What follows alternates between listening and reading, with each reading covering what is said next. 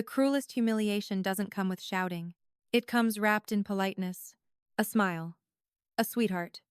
A just for tonight. That's how my family tried to erase me again 21 years after they did it the first time.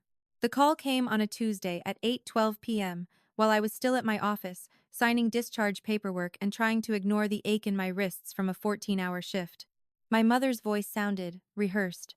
"Hi, Rowan," she said, using the nickname she only used when she wanted something. "We need to talk. It's important." I leaned back in my chair and stared at the hospital window, at the city lights flickering like a nervous heartbeat. "We haven't spoken in years," I said, "so this better be important." There was a pause. Then my brother's voice came on the line, smooth, confident, like he was already mid-presentation. "Look," he said, "we're hosting a gala this weekend. Big one. Investors. Donors. Media. It's a legacy thing." A legacy thing. That phrase made my stomach tighten, because my family loved that word. Legacy. They used it like perfume to cover rot. He continued, "We want you to come." "Why?" I asked. Another pause, and then the sentence that made my blood go cold. "Because you're useful," he said, and then quickly corrected himself into something softer. "Because it would mean a lot. We've been telling people about you." My grip tightened on the phone. "Telling them what?" He cleared his throat, and I could hear my mother breathing too loudly in the background, like she was leaning in to monitor every word. "We told them you're a doctor," he said. "A pediatric surgeon. And that you have a son." I didn't speak. Not because I was shocked, because shock requires innocence. And I didn't have any innocence left where my family was concerned. "You told people I have a son," I said slowly. "Yes," my mother jumped in. "Just listen. It's not a big deal. They don't need details. It's just a story for the donors." "A story," I repeated. My brother went on, voice warming as if he was trying to sell me the benefits of lying about my own life. "There's a major grant involved. $3 million. The foundation's biggest gift. They love family legacy narratives, multi-generational service. You know how people are." I stared at the wall where my diplomas hung. My name, my achievements, everything I built while they pretended I was dead. Then my brother said the real part, the clean, cruel part. "We need you to show up," he said. "Smile, take photos, shake hands, and if anyone asks, you have a son. A brilliant one. We've been calling him Elliot." I felt something in my chest go sharp. "Elliot," I echoed, voice flat. "That was my son's name. The son I lost." My brother didn't know that. Of course he didn't. He didn't know anything real about me. He only knew what looked good in a brochure. My mother's voice softened, syrupy. "And Rowan, sweetheart, we can make it worth your while." I waited. She exhaled as if she were doing me a favor by admitting it. $300,000, she said. I laughed once, short, sharp, humorless. "You're trying to pay me to lie about a child," I said. "A child you don't even know." My brother's patience thinned. "It's one night," he snapped, then quickly smoothed his tone again. "Just one. We're not asking you to move back in. We're not asking you to forgive anyone. Just help us. Help us." Like I was a tool. Then my mother added delicately, as if she were asking about dietary restrictions. "Oh, and for seating, it might be best if you sit near the back. A smaller table, less attention. It keeps things comfortable." Comfortable. For whom? She didn't say. She never had to. I ended the call without saying yes or no. I sat in my office for a long time, staring at my phone screen. Then I stood up and walked to the locked drawer in my desk.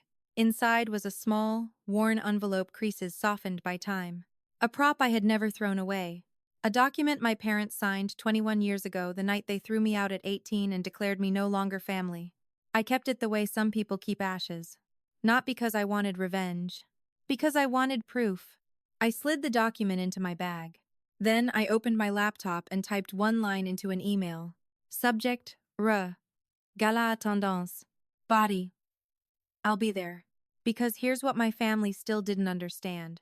If you try to build a spotless reputation on the silence you forced on the daughter you erased, eventually, you will invite that daughter back to your funeral. Before I tell you what happened at that gala, before I tell you about the moment the donors stood up, the cameras turned, and my brother realized he had picked the worst possible lie, I want to ask you something. What would you do if the people who erased you came back only because your pain suddenly became profitable? If that question hits you in the ribs, like this video and subscribe. This story has two twists, and the second one turns a nice charity gala into a public reckoning that no amount of money can fix. My name is Rowan Pierce. I'm 39 years old. When I was 18, my parents called me a mistake, in the same calm tone they used to discuss lawn care. I grew up in a small town outside Providence, white fences, church on Sundays, and a family reputation built like a shrine. My father, Howard Pierce, owned a construction company that got city contracts. My mother, Linda, ran charity boards and wore community leader like a crown. My brother Caleb was the golden child captain of everything, charming, always destined. And then there was me, quiet, studious, soft-spoken. Not rebellious, not difficult, just not marketable. At 17, I got pregnant. Not by some bad boy story. By a boy named Noah who worked at a hardware store and made me feel safe. When I told my parents, they didn't ask if I was okay. They asked who would find out. They told me abortion would solve it. I said no. My father's face turned hard and flat. "If you keep that baby," he said, "you are not our daughter." 2 weeks later, they made it official. Not in emotion. In ink, they had their lawyer draft a document that severed moral and financial obligation to me and any child I might have. They signed it like they were signing a check. They made me sign it too. I refused. My father shoved it toward me anyway. "You will regret this," he said. "You will come crawling back." I didn't crawl. I left. One suitcase. Rain on the driveway. My mother didn't cry. She pointed at the door. "Go," she said. "You're no longer our daughter." That night, Noah's aunt let me sleep on her couch. He held my hand and whispered, "We'll build our own family." And we did. I became a nurse first because it was faster, because I needed stability, because my baby needed food. I worked nights and studied during the day while Noah worked 2 jobs. Our son Elliot was born in July. He had Noah's eyes, my stubborn chin, and lungs strong enough to shake the whole hospital room. I kissed his forehead and promised him something. I would never make him feel like he was unwanted. For 8 years, life was hard but honest. Then Elliot got sick. At first it was small fatigue, bruises, fevers that didn't make sense. Then the tests came back. A life-threatening diagnosis. I remember the doctor explaining it like he was reading weather reports. I remember Noah turning pale. I remember my own hands going numb. We fought for 2 years. Treatment. Hospital rooms. Hope so sharp it felt like glass. And then, one morning, we lost him. Noah collapsed to his knees. I didn't. I couldn't. I held my son while the room filled with that sterile silence that follows loss like a shadow. After the memorial, I went back to school. People asked me why. I told them the truth. Because I couldn't save my son, but I could spend my life saving other people's. I became a doctor, then a pediatric surgeon. Then I specialized in trauma. I learned how to keep my hands steady when everything else inside me shook. My family never knew. They never asked. I was dead to them. They told people I'd moved away and made choices, and they built a clean story on top of my absence. 21 years later, I was no longer the girl on a couch. I had a white coat, a team, a name in my field, and I had something else my family still didn't understand. I had built a life that did not include them. That's when my brother called about the gala. Because my parents were celebrating their 40th anniversary. Publicly. With donors, media, and a major grant that needed a perfect narrative. And apparently, the narrative they chose was, their daughter is a pediatric surgeon. Their grandson is brilliant. Their legacy is service. It was a nice story. Except for one detail. The grandson didn't exist. Not anymore. Not for years. And the name they invented, Elliot, was the name of the child they erased before he was even born. They didn't know that. They'd used his name like a prop, a costume, and they were about to put that costume on me in public. So yes, I agreed to go. Not to help them. To end the lie. The night of the gala, I wore a simple black dress and my calmest face. I brought 2 things. 1. The disownment document signed by my parents, notarized, sealed. 2.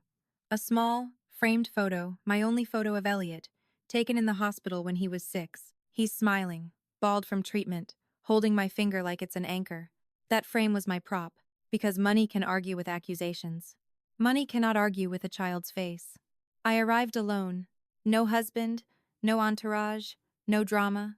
My brother met me at the entrance with a grin that looked like stress. "Great," he said. You made it.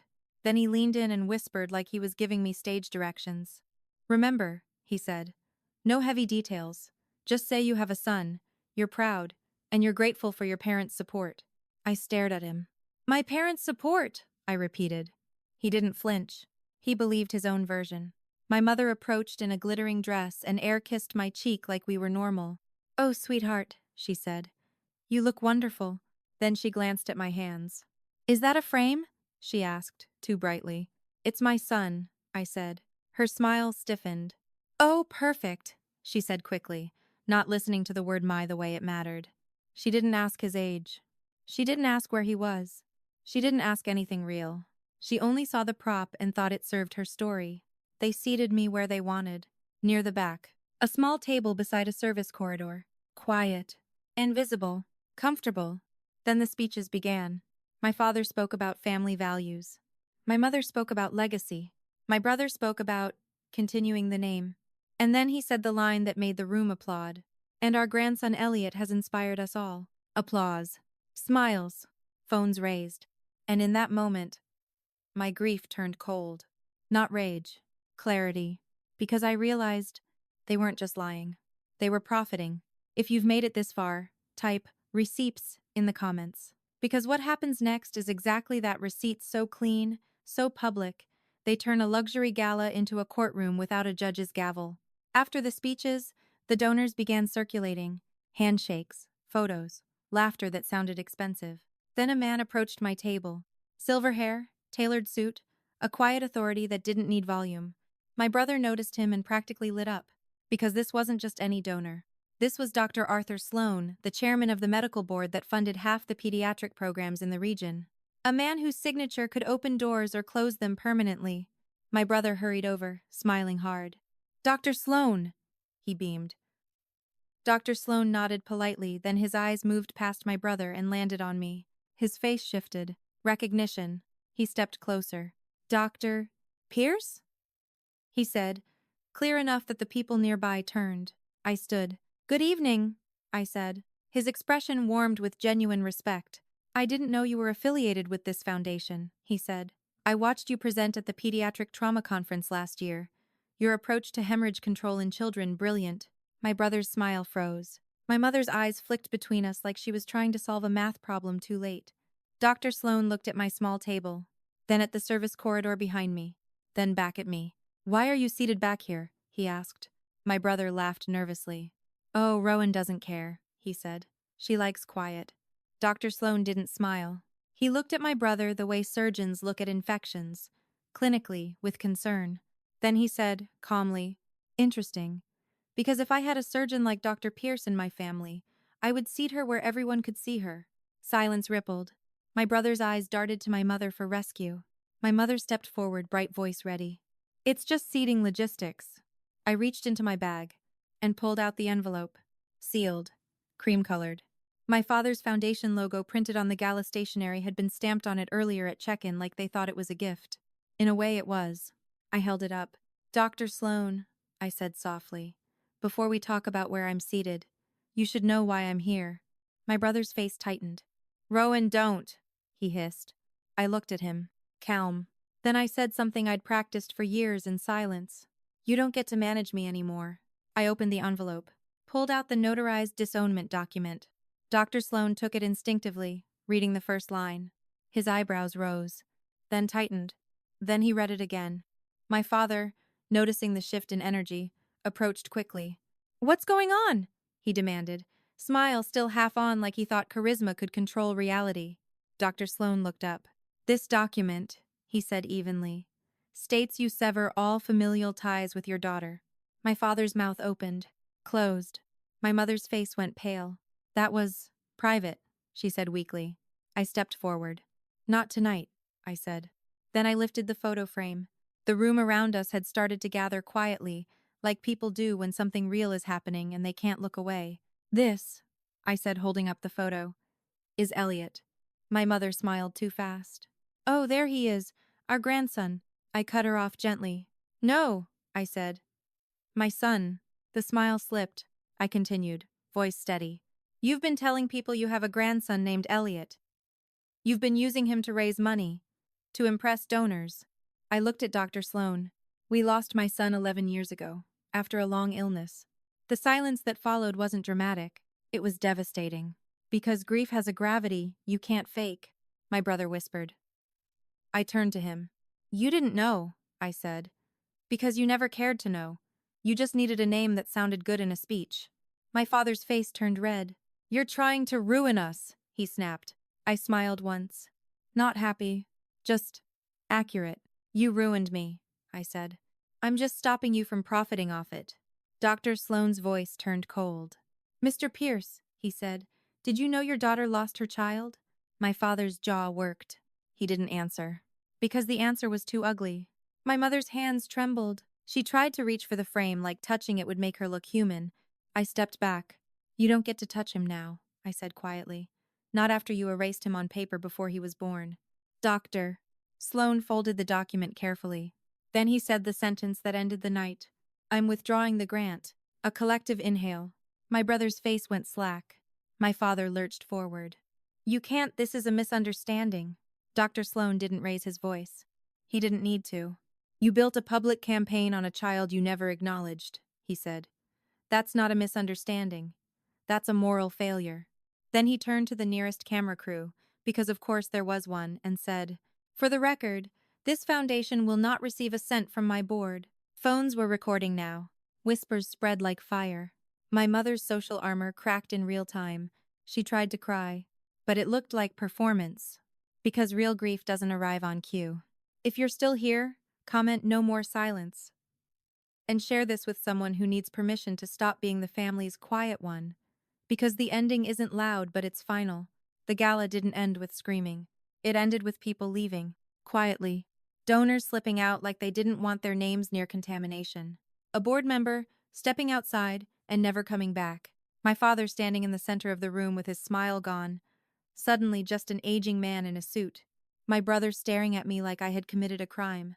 I hadn't. I had committed the worst thing possible in my family's world. I had told the truth publicly. The next morning, the clip was everywhere. Not a dramatic fight. Not a slap. Just a surgeon holding up her child's photo while a donor withdrew millions. That's the kind of scandal that sticks because it's not entertainment. It's character exposed. My father resigned from the foundation within 48 hours. Local news ran a piece polite, careful, devastating. Questions raised about donor ethics. My mother's charity friends stopped calling. My brother's fiancée, a woman named Marin, texted me one line. I didn't know. I'm sorry. I'm done. My brother lost his engagement. Not because of me. Because he had built his life on a story that required someone else to be invisible. And invisibility always comes with a bill. My parents tried to contact me nonstop after that. At first with apologies. Then with anger. Then with blame. You embarrassed us, my mother wrote. You destroyed the family, my father said on voicemail. I listened to exactly one message and deleted the rest. Because there was a moment, right after the gala, when I stood on the sidewalk outside the venue and felt something I hadn't felt in years. Not revenge. Freedom. The kind that happens when you stop waiting for people who erased you to finally see you. I walked to my car, put the photo frame carefully on the passenger seat, and I whispered, not to my parents, not to my brother, to my son. Your name is not a fundraising slogan, I said. It's yours. A month later, I got a letter in the mail. Not from my parents. From Dr. Sloan. It was short. Professional. He apologized for being part of an event that used my grief as decoration. Then he wrote one line that I still keep in my desk drawer. Truth doesn't ruin good people, it only ruins the cover. I went back to work. Back to the operating room. Back to the kids whose lives I could save. And my parents? They didn't get a reconciliation montage. They didn't get my forgiveness in exchange for their discomfort. Because forgiveness isn't a coupon you hand out to people who only regret getting caught. Some people call that harsh. I call it accurate. Family isn't proved by blood when blood is used as leverage. Family is proved by respect. By who tells the truth about you when lying would be easier. By who stands beside you without asking you to shrink first. And anyone who asks you to disappear, to keep things comfortable, they're not protecting the family. They're protecting the lie. I used to think surviving meant enduring. Now I know surviving means choosing. Choosing your boundaries. Choosing your peace. Choosing your truth. And when the people who erased you come back with polite voices and money in their hands, remember this. A price tag is not an apology. It's proof they still think you're for sale. I'm not, and neither are you.